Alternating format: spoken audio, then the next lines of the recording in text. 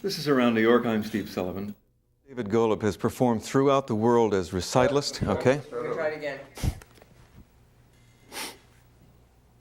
5, 4, 3. This is Around New York. I'm Steve Sullivan. Pianist David Golub has performed throughout the world as recitalist, soloist, chamber musician, and recording artist. Isaac Stern called him one of the most gifted musicians I have met in many years of music making. David Golub has just released his first solo album on the Arabesque label. It's an all Schubert recording. He is, in fact, a great lover of the music of Schubert, participating in this year's Schubertiade at the 92nd Street Y. And his first piece today is the Schubert Impromptu, Opus 90, number 2, in E-flat.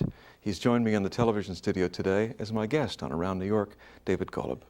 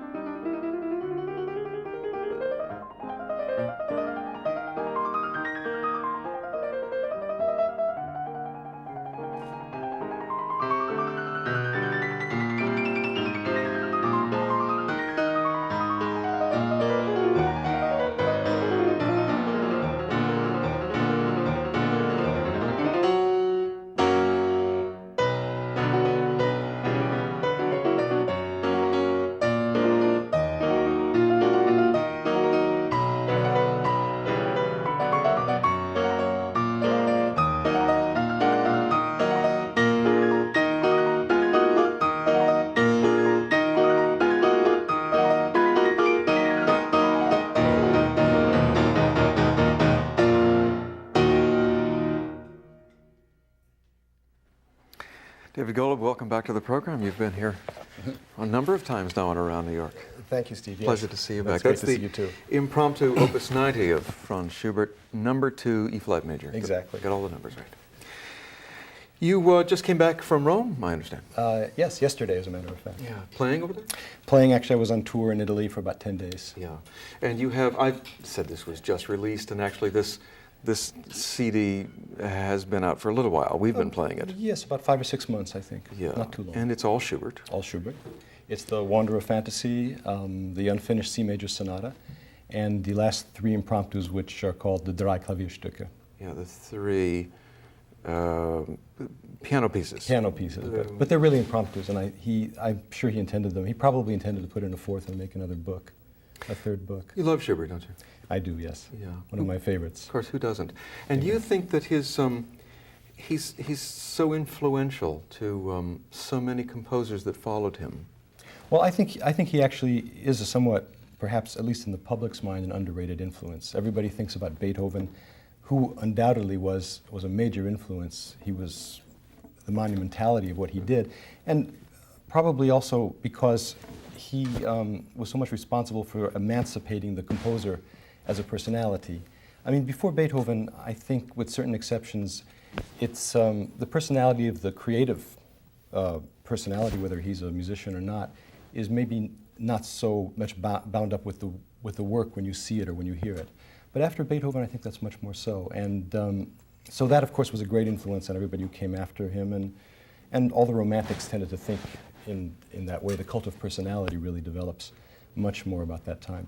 But Schubert, I think, had perhaps emotionally much more of an influence, or certainly equally, if not more so, an influence. Schubert is already writing in a different emotional climate. I think with Beethoven you can talk about moral certainties in the music, but really not so much with Schubert and not so much with the composers that came afterwards. And I think that sort of ambivalence, this sort of painting not only of an interior psychological landscape, but a subliminal psychological landscape, is very important to the progression of music in the 19th and early 20th centuries. Certainly. And you're about to play some Brahms. How was Brahms influenced, do you think, by Schubert? Well, I think that Brahms had a lot of, as I was talking before, certain emotional affinities with Schubert. He was certainly influenced by Beethoven, by the nature of his achievement and the fact that he was writing in symphonic and sonata forms past the time when many of his contemporaries were doing that.